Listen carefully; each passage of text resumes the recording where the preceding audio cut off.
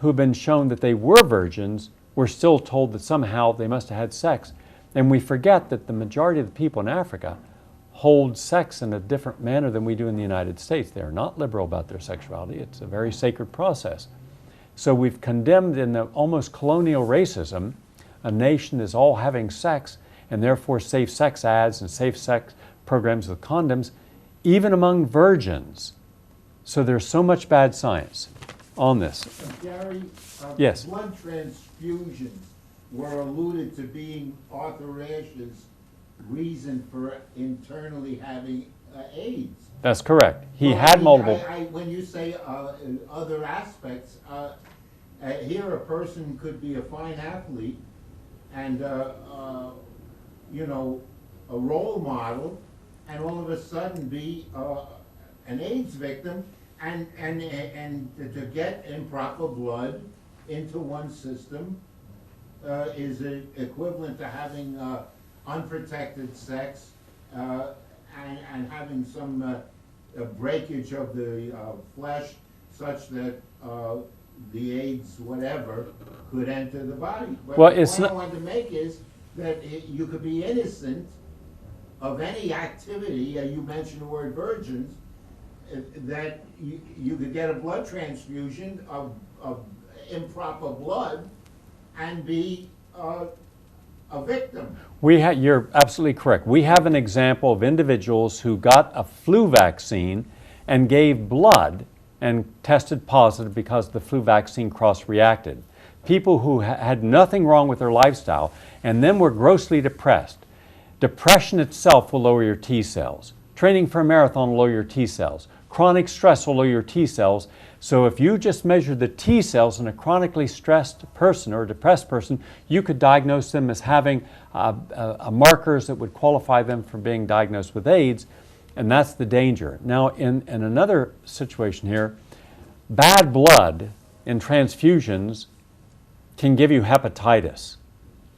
And for decades, drug addicts and derelicts were getting money by going in 2-3 times a week and selling their blood.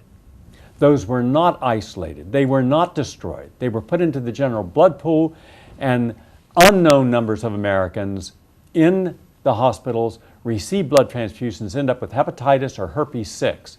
And the outstanding work of two of the best journalists in America, Nina Ostrom, the New York Native, and Charles Ortlieb, the publisher of the New York Native, showed the danger of having human herpes 6 in the system, what it would do to the immune system, causing all the symptoms we call AIDS, and they were dismissed out of hand.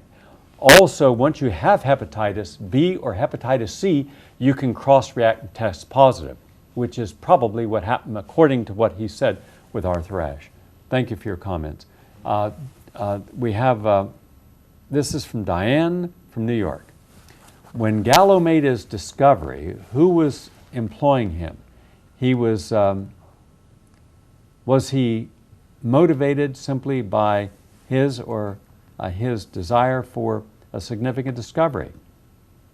What was the National Cancer Institute? He was a government paid scientist working for the government at that time. United States government? United States government in Washington, D.C. I've been to where he works, the National Institutes of Health in Washington. Be seemingly better, but it's an enormous cost. It'd be like staying up for 5 nights in a row by taking caffeine. You might be awake, but you're going to pay a price. And now we see the deadly price of these antiretrovirals. So when someone says to me, well, there's a healthy black woman, let's take a look and see what that woman, did she ever have herpes, hepatitis, measles, diabetes, arthritis? Because those are just some of the conditions that a regular person could get tested and get a false reaction. And how many people know that they have hepatitis? I counseled 5 women in their 50s, healthy, affluent, educated. All of them had fatigue. When we tested their blood, they all had hepatitis. They didn't know how they got it, they didn't know when they got it, but they had it. When we worked on the hepatitis, they got better. So you need to know that there are a lot of things can test you positive. If I could just add on this one here, I don't know from the questionnaire whether the person was sick at the time they were and if they went on to antiretroviral drugs. Because I do know from American government sources that over 60% of the people going on to what is chemotherapy, the same drugs are prescribed against cancer, 60% of these are totally healthy at the time. They've got no outward signs of illness at the time they put on the drugs. We've changed the definition of AIDS 4 times in the last 20 years in the United States. At the beginning, you had to be dying to be given an AIDS diagnosis. You had fungal pneumonia and you had very bad candida. Your prognosis was from 8 to 14 months. Today, if you've got a low number of CD4 cells, you're said to be ready to go on to antiretroviral drugs. One of the studies I've read recently is from a major hospital. It went around all its seriously ill patients and tested their CD4 cells and how many they had. They found and reported no correlation at all between prognosis or how serious the illness was and the number of CD4 drugs. There was nothing there. Basically, it's part of what I was saying before. The body can change CD4s into CD8s because CD8s are the natural killer cells. When you've got a pathogen in your blood and your blood wants to get rid of it quick, it doesn't need the helper cells so much as the killer cells, so it changes the CD4s into CD8s. Okay, CD8s drop right down a number, and up go your CD8s. Your body is striking back. That's all it can mean. And they've also found an enormous range. There are people climbing the Alps with CD4 cells in their blood. Oh, let me give you an example. Over 12 years ago, to challenge the idea that low T cells under 200 in and of itself could give you a diagnosis of AIDS, I tested the blood of all the people that I was training to do the New York City Marathon. We were within a week of doing the marathon. We'd been training for 9 months. Vegetarians, no smoking, no drinking, no unhealthy sex, really healthy people. Every single one of us had under 200 T cells. That was what was happening. Now that, but after the marathon and after a 2 months rest, T cells back up anywhere from 800 to 1600. So when you consider how many things can drop your T cells, and yet that was the big thing for a long time, number of your T cells. I've seen people who've had 1 or 2 T4s and were outstandingly healthy. They put too much emphasis on that. Now this is an important question for you. This is from Gary K, and he says, this is for Janine. Did you contact Gallo or Popovic on the documents discovery? Where did you obtain these documents, and how were they not revealed until now?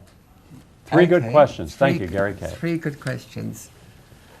Gallo contacted me because when I was doing this research, I put out to numbers of scientists, quite a large number of scientists, my research notes, my draft articles, the chapter of my book. And Robert Gallo himself sent me a half-page email, densely packed, half-page, full page, in terms of how much was in it, attacking me, saying I clearly wasn't interested in the truth, totally ignoring. I sent him details on these papers. I told him that I'd found this report with all the changes in his handwriting. He didn't even comment on that. What he did complain about was I also said that the Secret Service investigated him in '93. The Secret Service whose responsibility is to protect the American presidents. It investigated Robert Gallo for fraud. And he denied it. He said, no, this never happened. Well, he said that to the wrong person. I've interviewed I've met high-up people in the CIA, I've met KGB generals in Moscow, Mossad, Israeli intelligence. I know the intelligence community. 2 days later, I was talking to the former heads of the Secret Service